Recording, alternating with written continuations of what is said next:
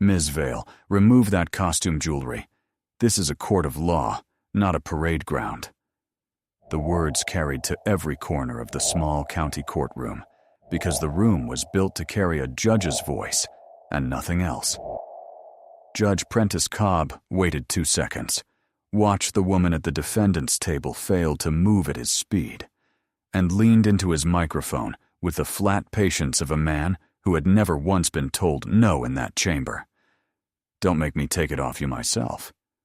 The woman at the defendant's table lifted one hand to her collar. There, against a worn olive field jacket that had seen 20 winters, hung a ribbon of pale blue silk, and along the width of that ribbon ran 13 small white stars. She unclipped it with 2 fingers, without hurry and without protest, and laid it flat on the scarred wood in front of her, and she folded her hands again and looked back up at the bench as if nothing at all had happened. The room settled. To the 40-odd people in the gallery, the moment read exactly as Cobb intended it to read. An old woman, alone, no lawyer beside her, about to lose a piece of land she could not afford to defend, had been told to stop putting on airs, and she had obeyed. It was the 9th of August, 2026, 9 minutes past 9 in the morning, and the fluorescent lights hummed at the same pitch they hummed every day of the week. Corinne Vale was 61 years old. She had walked into that courtroom at 8:51 alone, and had taken the defendant's chair without being shown to it, and had set a single spiral notebook and a pen square in front of her, edges aligned to the edge of the table. She sat now the same way she had sat down, square to the table with her forearms flat against it, shoulders level, chin neither raised in defiance nor dropped in defeat. Along the inside of her right wrist, a pale seam of old scar tissue showed where her sleeve had ridden up, and she did not pull the sleeve down to hide it. Her eyes moved once around the room, and they did not move the way a frightened person's eyes move. They went first to hands, then to the 2 doors, the tall double doors at the back, the low side door by the clerk's rail, then back to the bench, in the unhurried order of someone who had long ago learned to read a room by what it might cost her. Her breathing stayed slow and even. Nothing in her face argued with the judge. There are people who fill a silence with themselves, and there are people who let a silence sit and watch what crawls into it. Corinne Vale was the second kind, and she had been the second kind for a very long time. At the plaintiff's table, 12 feet to her left, the developer Curtis Lang sat with the ease of a man who has already been told he has won. He was 52, expensively dressed, and he checked his phone with the small, compulsive motion of a man expecting good news he believes he has earned. His attorney, Priya Sable, 40 and precise in a charcoal suit, arranged 3 tabbed folders in a fan and did not look at Vale at all, because there was nothing at that table worth looking at. To the plaintiff's side of the room, the hearing was a formality with a foregone conclusion, and formalities are best conducted quickly. Only one man in the room was looking at the ribbon. Deacon Pryor stood by the side rail in the black and tan of a court bailiff, 60 years old, gray at the temples, and he had clocked the pale blue silk the instant Corinne Vale walked through the door. He had spent 26 years in the United States Army and had retired a first sergeant, and he knew what that ribbon was, the way a man knows his own name. Most people go a whole life and never see one worn by the person who earned it. Pryor had seen exactly 2 in 26 years of service, and he had come to attention both times without being told, and the muscle that did that had never forgotten how. He watched the ribbon come off her collar and settle on the table, and something in his chest went cold and still. It was the specific stillness of a man watching a small, ordinary wrongness that he understands to be enormous, while everyone around him sees nothing at all. He stepped back through the low gate, crossed to the clerk's rail, and bent low. "You know what that ribbon is," Pryor said quietly. It wasn't a question. The clerk, a young man named Nolan Pierce, glanced up from his screen and shook his head.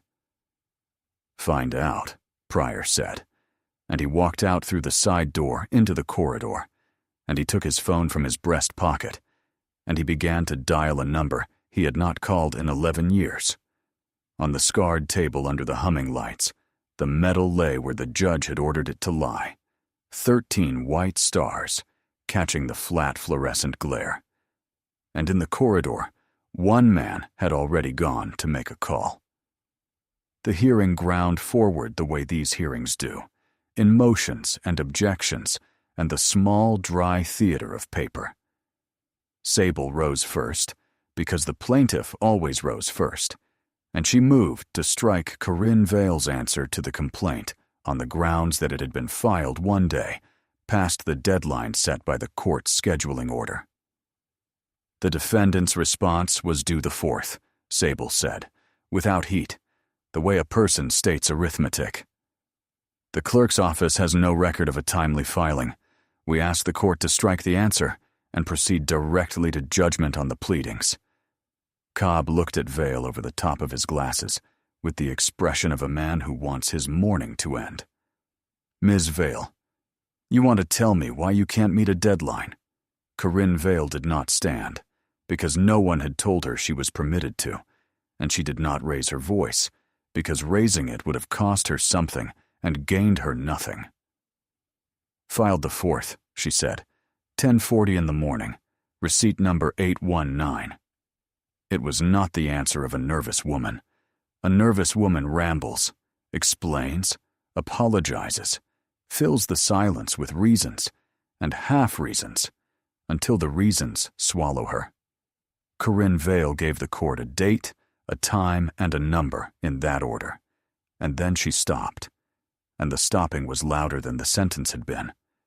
She had learned, in another life, that in the seconds after a clear report, the pressure falls on the person who asked the question, and that the discipline is simply to stop talking and let it fall. Pierce, the young clerk, was already typing. 15 seconds passed. He leaned to the judge's microphone and said, "Lo, Your Honor, I have receipt 819 on the system. Timestamp the 4th, 10:41 in the morning."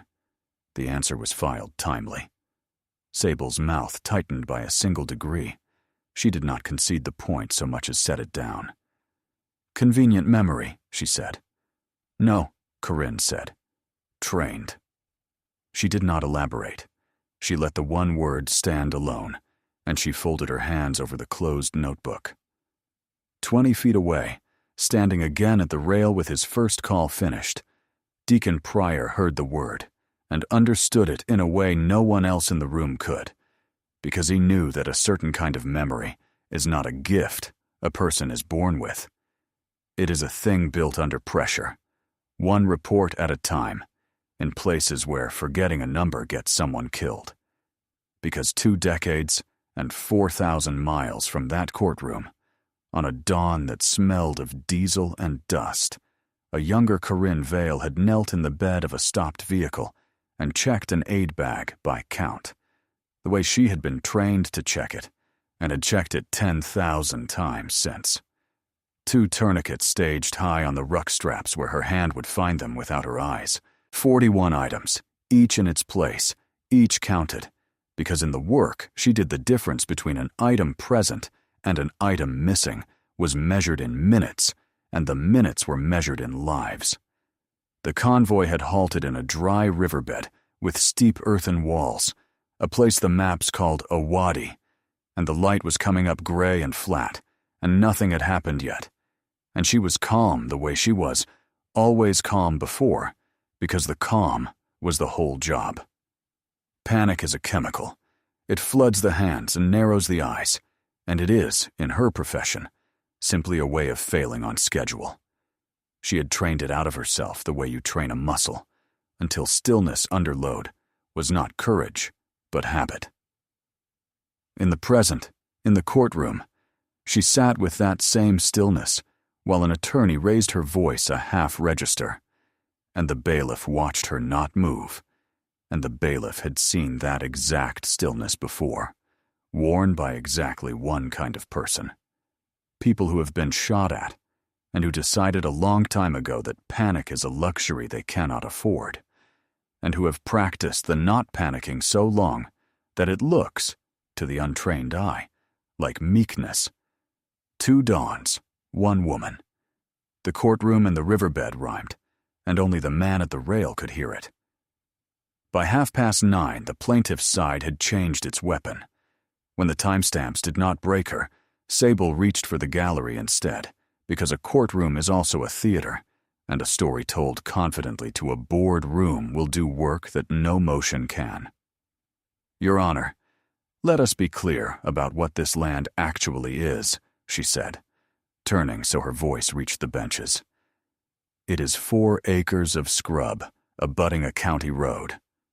On the corner of it, the defendant has erected, without permit, without variance, without a single approval from any authority in this county, an unpermitted roadside shrine, a pile of stones and flags and a flagpole she paints herself.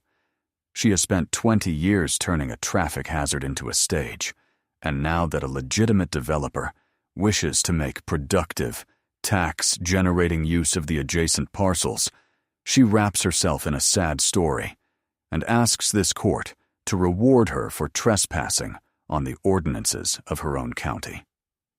Sentiment is not a zoning category, Your Honor."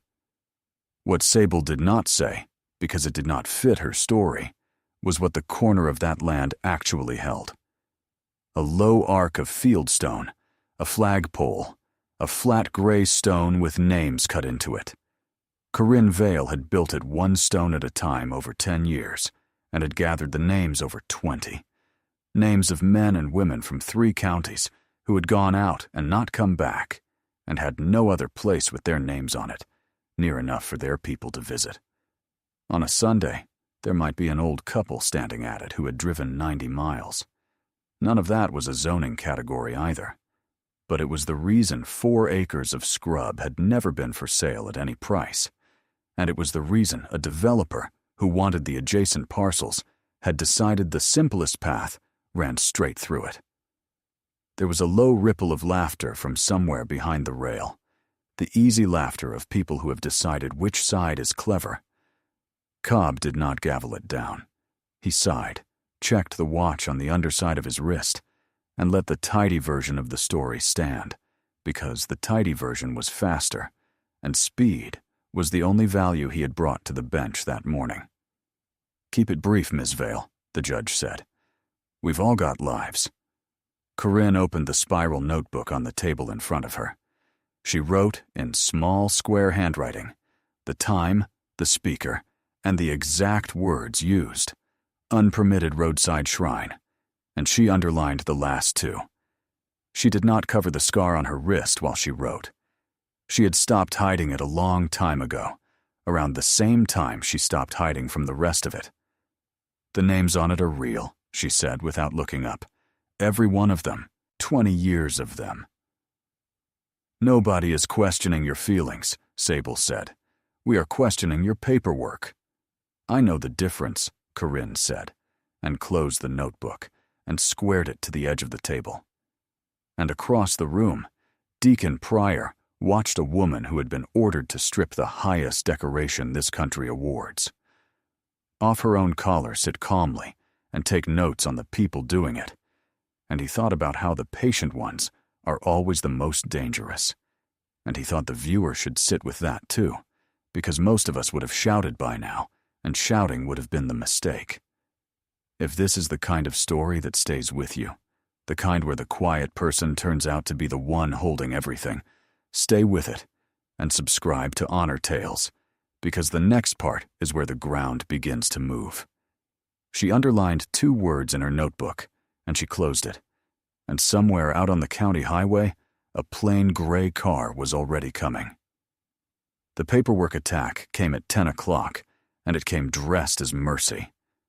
Sable produced a fresh survey and a motion styled as a hardship petition, asking the court to expedite the forced sale, to order the parcel sold within 30 days before the ordinary schedule of the case could run, and crucially, before any application for a preservation easement on the memorial corner could be filed and heard.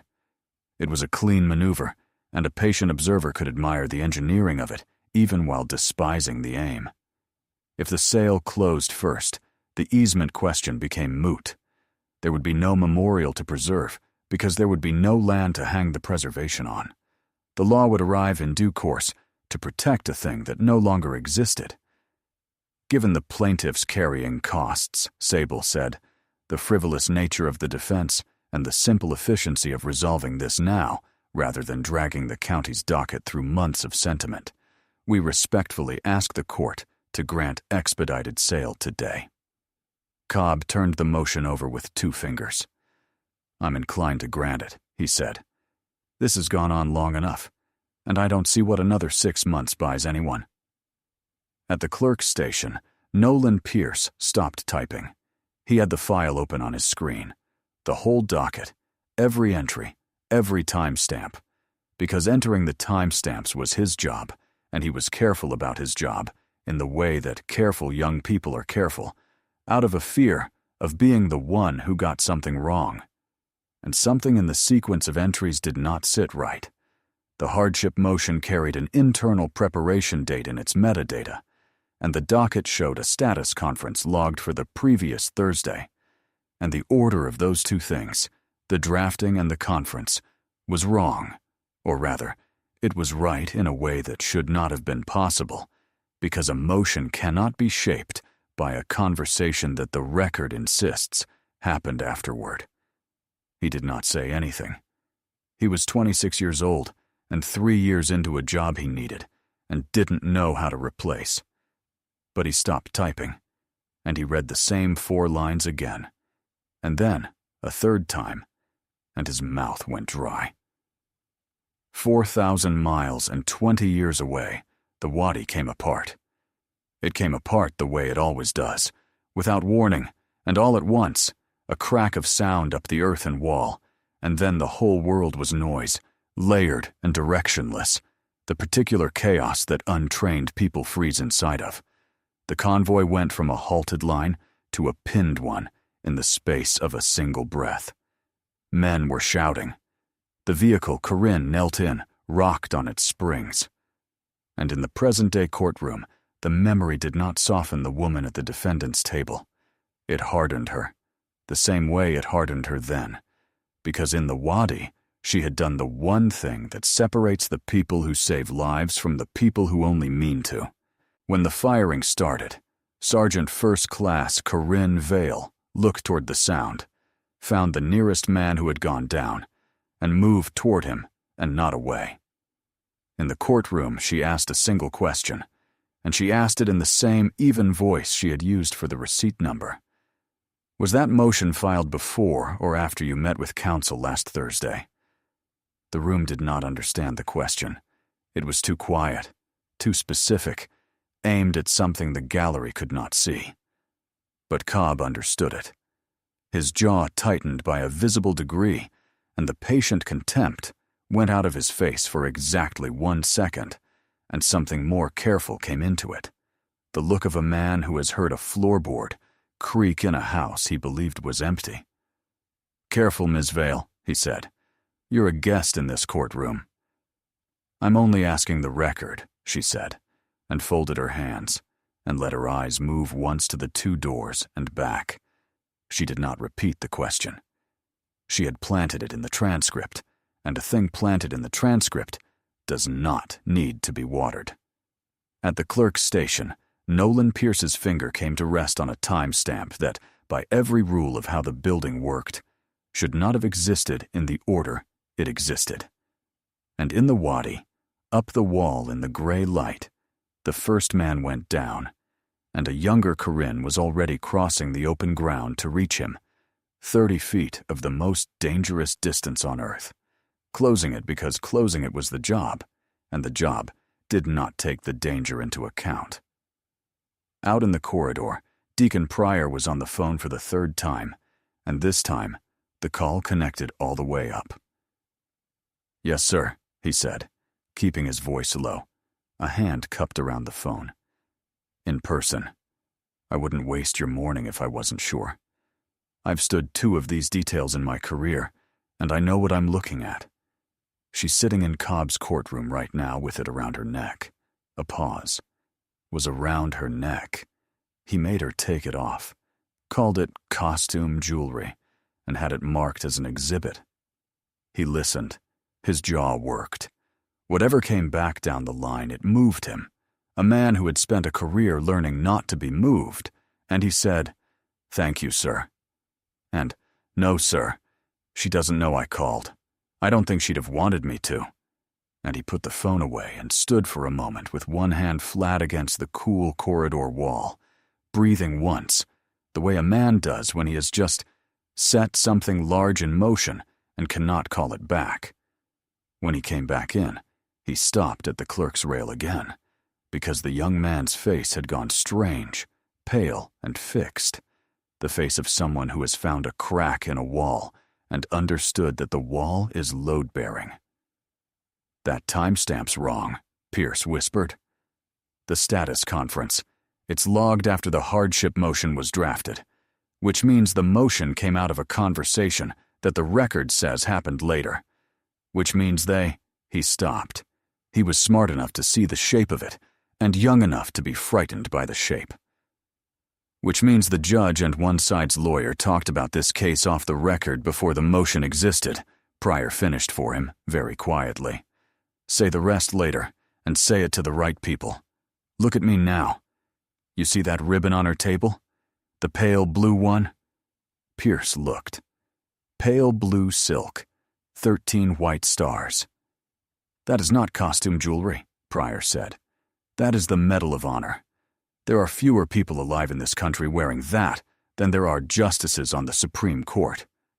9. There are 9 sitting justices, son. There are not many more of her than that." Pierce stared at the medal lying on the scarred wood as though he had never seen it, which in every way that mattered, he had not. "Then why is he yelling at her?" the young clerk asked. Pryor did not answer, because there was no answer that fit inside a courtroom whisper. He straightened and returned to the rail and resumed the still, watchful posture of a man guarding a door that he now expected someone important to come through. The audience knows now what the room does not. The overlooked woman at the defendant's table, stripped of her decoration and lectured about paperwork, is one of the rarest living recipients of the Medal of Honor, and every dismissal aimed at her this morning has been a mistake compounding on a mistake. If you have ever watched someone be underestimated and wanted to stand up and say what you knew, hold that feeling, because it is about to happen for real, and stay with the channel to see it land. Subscribe, because you will not want to look away from the door. Corinne, for her part, kept doing the only thing she had ever done in a bad room. She triaged it. She noted who looked away when the timestamps came up. She noted that Lang checked his phone twice, quickly. The way a man checks a phone he wishes would ring with permission he already believes he has. She noted the 2 exits, and the 1 bailiff, and the young clerk, who had gone pale. She catalogued the room the way she had once catalogued casualties. Worst first, most urgent first. And she waited, because waiting was a skill she had earned at a price the room could not imagine. Nolan Pierce looked at the medal on the table as if seeing it for the first time. And far off, where the county highway met the courthouse drive, a plain gray staff car turned in off the road and slowed to the courthouse gate. Here is what the courtroom could not see, and what the audience must, because the medal on that table is not a decoration. It is a receipt for a debt paid in a place no one in that gallery will ever stand. The Wadi, 20 years gone. The ambush had the convoy pinned against the near wall, and the wounded were where the wounded always are, in the open, in the worst possible place, because the worst possible place is exactly where a man falls when the world opens up on him. Sergeant First Class Corinne Vale went out to them because that was the arithmetic of her job, and the arithmetic did not care that going out was likely to kill her. She had made her peace with the arithmetic long before that morning. A medic does the math once, early, alone, and then never has to do it again in the moment. And that is the only reason a medic can move at all.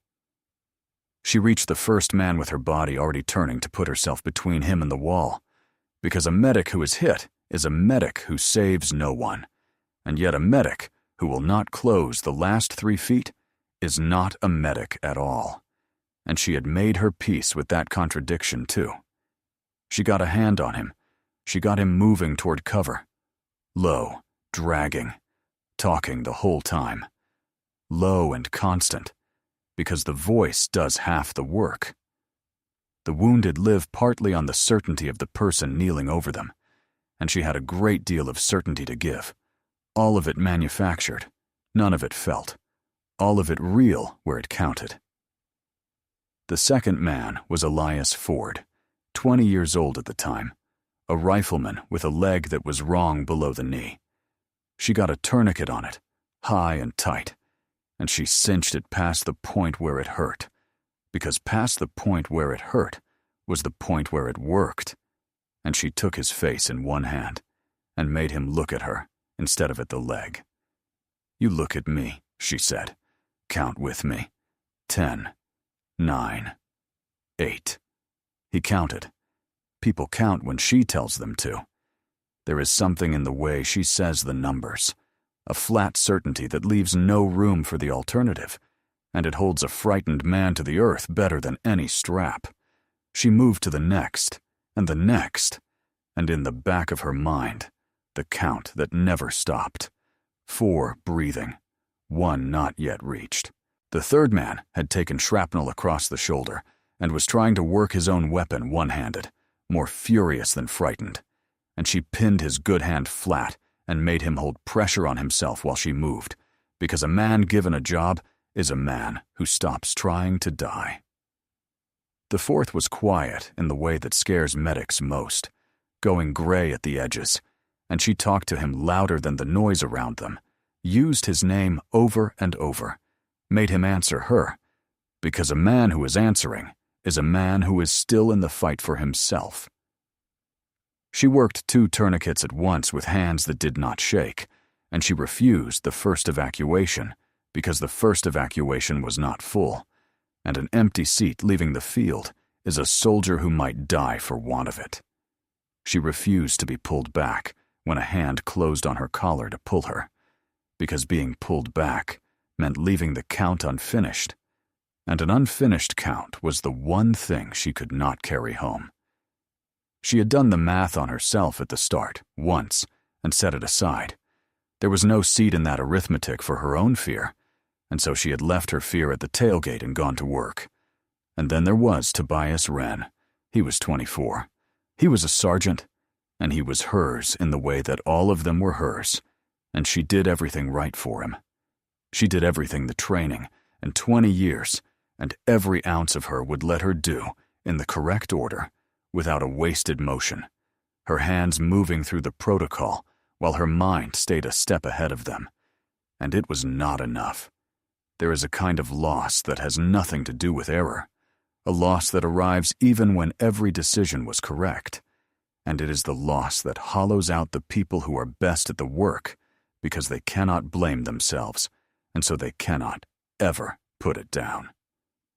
She knelt over him for 1 beat when the beat was over, 1 single beat, her hand flat on the sand beside his shoulder, and then she went back to the 4 who were still counting, because the living have the first claim, always, and she had taught herself that rule so completely that it moved her body before her grief could.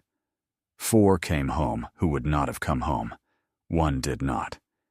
She has carried the arithmetic ever since, into every quiet room she has entered for 20 years, and she carried it into a county courtroom on the 9th of August and set it on a scarred table when a judge called it costume jewelry.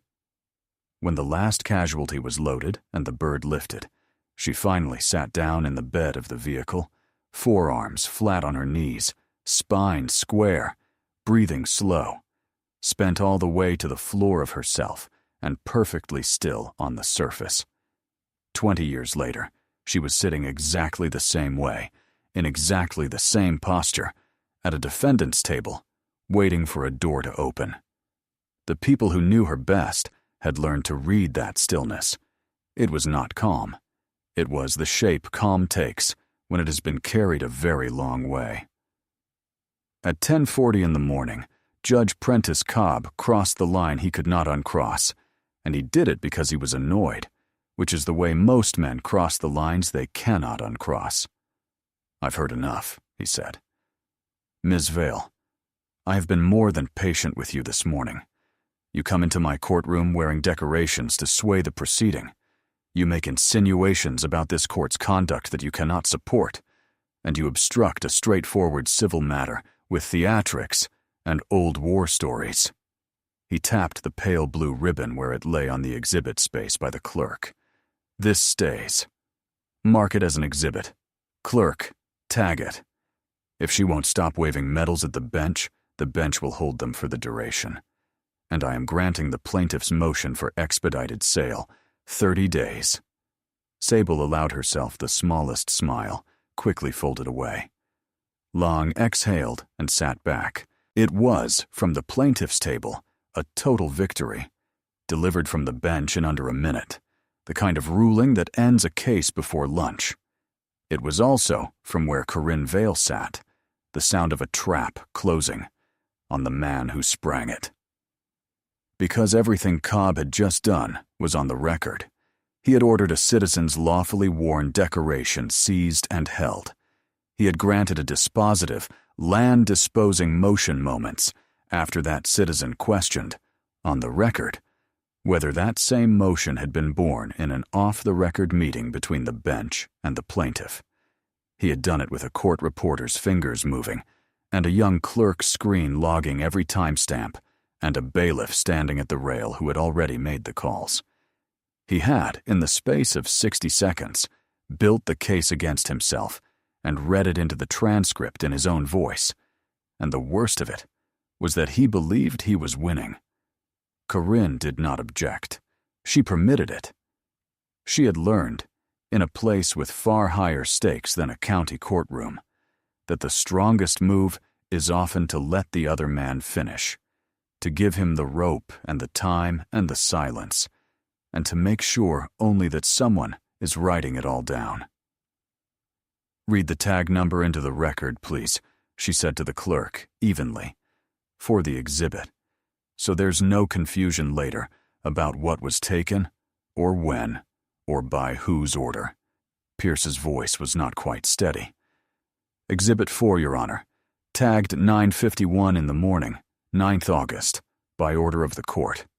"Thank you," Corinne said to the clerk, not to the judge. She sat back. Her forearms lay flat. Her breathing did not change, and for the first time all morning, the corner of her mouth moved.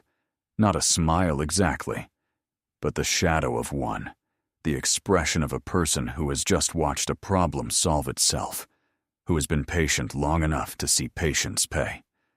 Deacon Pryor saw it from the rail, and he knew that look, and he knew what it meant, and he braced his feet slightly apart, the way a man does when he expects the room to move under him. The gavel came down on the expedited sale, and at the back of the courtroom, both of the tall double doors swung open at once. The man who came through them was not hurrying, and that was the first thing the room understood about him, that he did not need to hurry, that rooms waited for him rather than the other way around. He wore the Army Service uniform, dark blue, and on each shoulder there were 4 silver stars, and there is no higher rank a soldier can hold in the United States Army. Behind him came a younger officer, an aide, carrying a leather folder held flat against his chest. General Wade Ostrander was 59 years old, and he walked up the center aisle of a county courtroom the way weather moves across open ground, without asking, and the gallery turned to watch him come, because there was no possibility of not watching.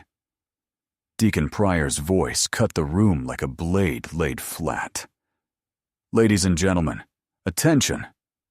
26 years of a first sergeant's parade deck command lived in those 3 words, and the room obeyed before it decided to, the way a body flinches before the mind names the sound.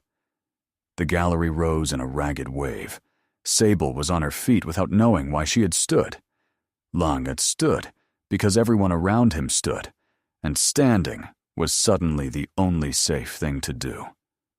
Cobb half rose behind the bench, confusion breaking across his face, one hand still hovering near the gavel he had just used. Ostrander did not look at the judge. He walked to the clerk's rail, and he stopped, and he looked down at the pale blue ribbon lying tagged as Exhibit 4 on the scarred wood, and something moved behind his eyes that the whole county could see, and none of them could name. He reached down and lifted the medal from the exhibit table with both hands, carefully, deliberately, the way a man lifts a thing that outranks him. Then he turned to Corinne Vale, and General Wade Ostrander came to attention, and he saluted her. "Sergeant First Class Vale," he said. "It's an honor. I'm sorry it took me until this morning to pay it." The aide opened the leather folder and began to read, and his young voice filled the silent room, and the words were old and formal, and they landed on the present like a hand laid on the shoulder. The citation: "A dawn 20 years gone, a dry riverbed under fire, conspicuous gallantry at the risk of her life above and beyond the call of duty. A senior medic who crossed open ground under direct fire, who shielded wounded soldiers with her own body, who applied life-saving care to 4 men and would not quit the field until the last of the living was clear. 4 recovered. The words were plain, and they did not exaggerate, because the truth did not need help." As the aide read, the past and the present met on the words, and the woman in the worn field jacket did not change her expression at all, because she had heard this citation once before, standing very straight in a different room, and she had learned to receive it the only way she could bear to, by thinking of the one name it did not carry, the one it could not bring back. Cobb's face went through it stage by stage, and the whole room watched him go. First confusion, the reflex of a man whose morning has stopped making sense, then disbelief, a slow shake of the head, a glance at his own clerk as if the clerk might undo it, then recognition as the ribbon and the 4 stars and the word gallantry finally assembled themselves into a single unbearable fact, that he had ordered this woman to strip that ribbon from her own collar, had called it costume jewelry, had threatened to take it off her himself, had tagged it as an exhibit, and gavelled it into the record while she sat and let him.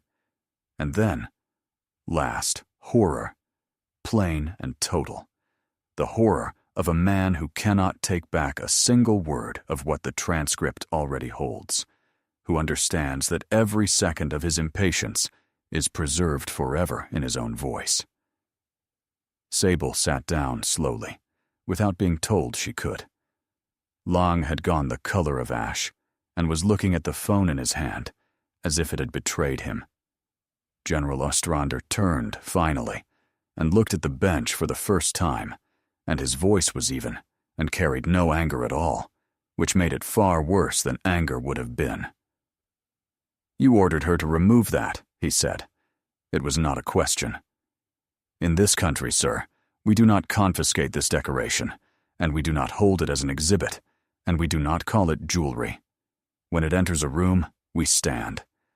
Every man and woman in uniform, regardless of rank, renders honors to the person wearing it. Even the President of the United States returns her salute first. That is not a courtesy. That is the standing order. And it has been the standing order longer than you have worn that robe." He crossed to Corinne Vale, and he fixed the ribbon gently back at her throat, where it belonged, and he stepped back so that the whole room could see it there. He did it without ceremony, the way you return a thing to its owner, and the plainness of the gesture was what broke the room open. There was no gavel now. There was no motion, no objection, No clever narrative about zoning and sentiment. There was only a woman in a worn field jacket, with the highest decoration the country awards restored to her collar, and a 4-star general standing at ease beside her, and a bench full of people who had spent the morning laughing on the wrong side of a story they had not understood. In the gallery, an older man near the back had come to attention when Pryor called it, and had not stood down, and now he raised one hand slowly to the brim of a faded ball cap, an old veteran rendering the only honor he had left to give, and here and there through the benches others followed, not because anyone told them to, but because some things asked to be answered, and a room full of ordinary people had finally understood what was being asked. The loudest room in the county could not find a single word. The reckoning, when it came, was quick, and it was civil, and it did not require handcuffs, because the truth was heavier than any arrest and slower to lift off a man. Nolan Pierce, 26 years old, and 3 years into a job he needed and did not know how to replace, made the decision that the whole story turned on. While the room was still on its feet, he printed 4 pages from his screen, walked them to the front on legs that were not entirely steady, and handed them across the rail to the general's aide and to the court's own oversight officer, who had come in quietly behind the general and taken a seat at the back. On the pages were the timestamps. "The status conference isn't in the official log," Pierce said, and his voice shook, and he said it anyway, which is the only kind of courage that counts. "Somebody kept it off the record, but the building's badge reader is not off the record. It logs everyone who comes through the door to the judge's chambers. Counsel for the plaintiff badged into chambers at 2:14 last Thursday afternoon. There was no hearing scheduled. The hardship motion was drafted that same night. It's all in the system. I didn't change anything. I just read it. It was enough. It was more than enough. An off-the-record meeting between a judge and one side's lawyer, followed within days by a case-ending ruling for that side, is the kind of thing that does not survive daylight. And daylight had just walked in, wearing 4 stars. The expedited sale order was vacated on the spot, on the oversight officer's motion, and the vacateur read into the record in the same transcript that held the judge's contempt. Within the hour, Priya Sable had withdrawn the hardship petition rather than defend the circumstances of its birth. Within the day, Curtis Lang had withdrawn the suit in its entirety rather than have the badge logs and his own calendar read into a wider inquiry. And Judge Prentice Cobb recused himself from the matter and then stepped down from the bench pending review, and a referral went to the state's Judicial Conduct Commission with the transcript attached. He would answer for what he had done, but he would answer to a commission and not to a jail cell. And there was a rightness in that, because the injury he had done was to dignity and to the record and to the standing order that keeps a country honest about its own. And it was the robes and the record that would take him to account. Corinne Vale had not asked for his ruin. She had only asked, twice, that the record be read. If you have made it this far, then you already know this was never a story about a judge getting what was coming to him. It was a story about a woman who stayed calm in a room designed to make her small, who let the truth arrive on its own feet and in its own time, and who never once raised her voice to a man who deserved to be shouted at. If that is the kind of story you want more of, subscribe to Honor Tales and stay to the end, because the last thing that happens this morning is the quietest, and it matters the most. Corinne Vale did not gloat. It was not in her, and it would have cost her something, and she had spent a lifetime declining to spend herself on things that gained her nothing. She gathered her spiral notebook and squared it against the table edge one last time. She thanked the young clerk, Pierce, by name, and she told him that what he had done took the harder kind of courage, the kind with no medal attached and no general at the door, the kind you do alone at a desk, knowing it might cost you the job. and she meant every word of it, and he would remember her saying it for the rest of his life. She shook General Ostrander's hand and said something to him too quiet for the room, and he nodded once, gravely, and that was all. She did not stay for the apologies that people were suddenly eager to give her, the sudden warmth of a gallery that had laughed an hour before. Apologies offered to a person's rank instead of to the person are worth very little, and she had learned to tell the difference between the two a long time ago. She had somewhere to be, and the somewhere had a name cut into a gray stone, and it had waited long enough. Then she drove home, 4 acres of scrub on the corner of a county road, and she walked out to the corner where the stones were, the way she did every evening. It was a small memorial, and Sable had described it accurately and understood nothing about it. A low arc of fieldstone she had set herself over the course of a decade, a flagpole she repainted every spring, and a flat gray stone with names cut into it, 20 years of names she had gathered and kept, because someone had to keep them, because the alternative was that they be kept nowhere. At dusk, she knelt in front of it with a rag and a bottle of water, the way she knelt in front of everything that mattered, forearms working, spine square, and she cleaned the grime of a hot summer out of the letters of one name in particular. Tobias Wren, 24 years old, the one the arithmetic never balanced, the one who came into every quiet room with her. Her phone lit in her jacket pocket. She almost did not look. Then she did. The message was from a number saved under a single word, and the word was a call sign that belonged to a man she had carried out of a riverbed 20 years before, a rifleman named Elias Ford, who had counted to 10 with her bloodied hand on his face, and who was serving now on the far side of the world, in a place the news named every few weeks. The message was short. Still counting to 10, Doc. Still here because you did. Thinking of Wren today, Corinne Vale read it twice. She had not known until that moment that the county case and the memorial and the arithmetic she carried had all been leaning on the same quiet question for 20 years, whether staying had been worth what staying cost. The courtroom had not answered it. A general's salute had not answered it. 6 words from a man on the far side of the world, sent on the one day of the year that meant anything, had come closer than either. She looked back at the stone, at the one name that did not come home, and then at the small screen with its message from one of the 4 who did. And for the first time in 20 years, the arithmetic moved forward instead of only back.